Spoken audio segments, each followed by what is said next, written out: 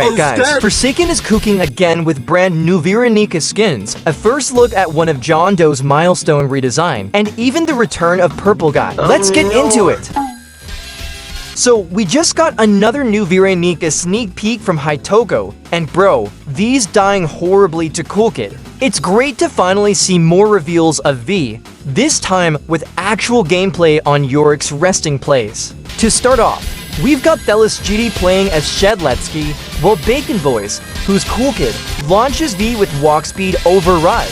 And yeah, we've got another newbie skin coming to the game, a community skin called Lovebug, made by Cold Prian. This one kind of reminds me of the cat skin we saw in the last sneak peek, but still feels completely different. The concept art is insanely detailed. The skateboard, knee pads, and handkerchief all have heart symbols on them, perfectly matching the name Lovebug. Brr. I could honestly see this skin costing around $1,000 to $2,000, since most skins with custom animations and items tend to be pricier, just like the Pico Chance skin, which still costs a ton with its custom Uzi and coin changes. There's also another concept skin called Spree Painter that could still be added to the game. The detail is crazy, a dedicated spray can theme that makes total sense to add, but we'll have to wait and see. If you pause right here on this frame, what the hell is that? Some bloated graffiti or even his head?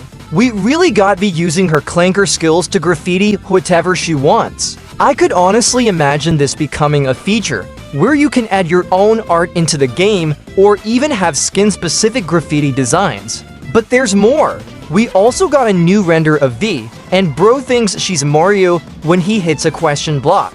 Still, this one's way better than the current render, since we can actually see both of her abilities in use. And if you look closely, there's another skin hidden in plain sight. It's this black and white one, probably inspired by the monochrome 1X skin. But since she's got a TV for a head, it might be a nod to classic 1980s. TVS, or even a callback to when everything was in black and white back in the day. Ah, the good old days. You better not call me Unk, though. That's a joke, I'm not 67 years old. This could even be a Y2K skin for V, and since there are many variants of that skin, it could clearly be one of them. The V shown on the skateboard lost 30% health after taking damage from walk speed override. And from what Prankstar said, it might be getting a buff to 50 damage, or this could just be a nerf to V, where using her skateboard causes her to lose health over time, acting as a weakness. So yeah, this new Veeronica sneak peek honestly looks incredible. Between Lovebug, Spree Painter, and the new render, you better not be gooning to these skins, but it's clear the devs are locked in to make her one of the most unique survivors. Who's going to be maining her? So there was an unconfirmed skin called PurpleGuy, yeah, the one that basically got forgotten like you hitting that subscribe button. But actually, this skin was supposed to be based on Go Gator from Dragon Ball. I can't lie, bro is shredded. According to Alexis Funny, he wanted to revive this skin and a bunch of others, but never got the green light because, quote, they didn't respond to it.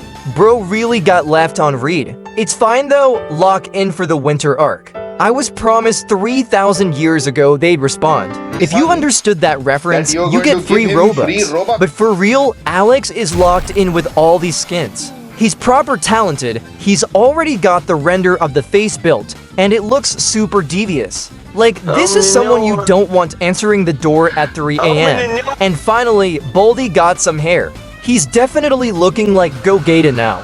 I feel like you'll actually be able to fly with this skin like a real Kakarot. We really got anime battles before GTA 6 in Forsaken.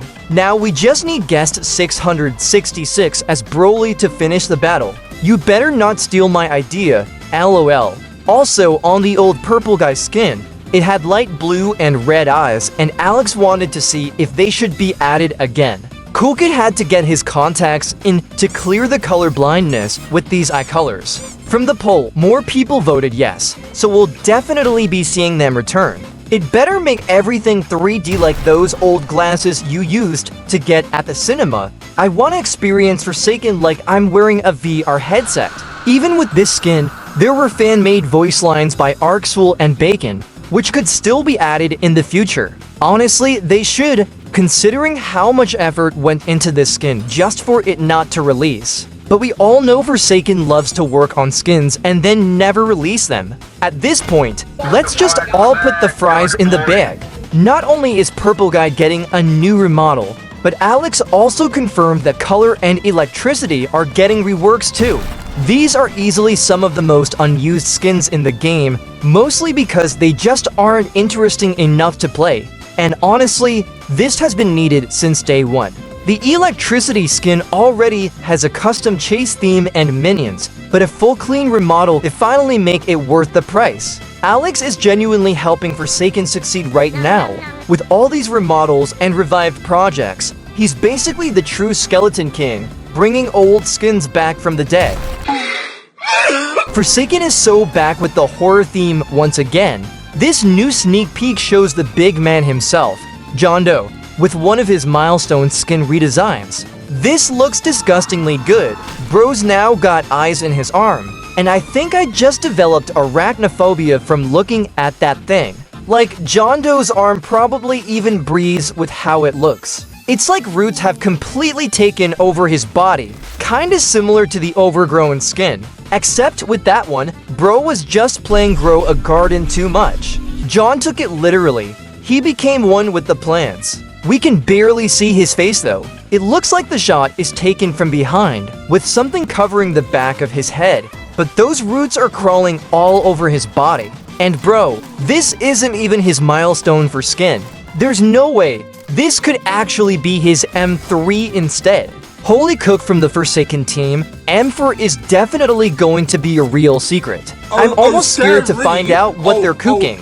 If this is M3, then M4's about to look like Gygas from Earthbound. The horror vibes are officially back, chat. We even got the concept made by Gubblegum, and I can't lie, it kinda looks like the old Dignity skin. The eyes on the arm are back again, so it could have literally been reused here. And honestly, that's not a bad thing, because Dignity's effects were insane.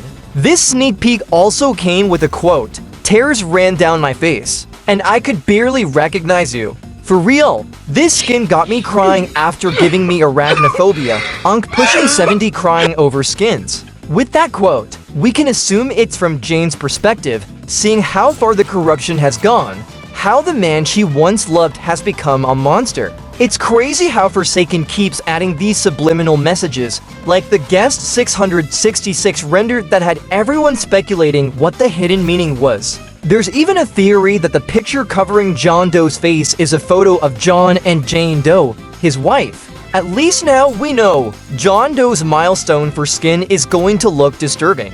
Because if this isn't recognizable, then what the hell is M4 going to look like? I think it's officially time to get John Doe to level 100, because with what the devs are cooking here, the next update's about to go insane. With these sneak peeks, I feel like we might be getting one of the best updates yet. So many great things coming, and even more we haven't seen. Subscribe and hit the bell for more Forsakening it.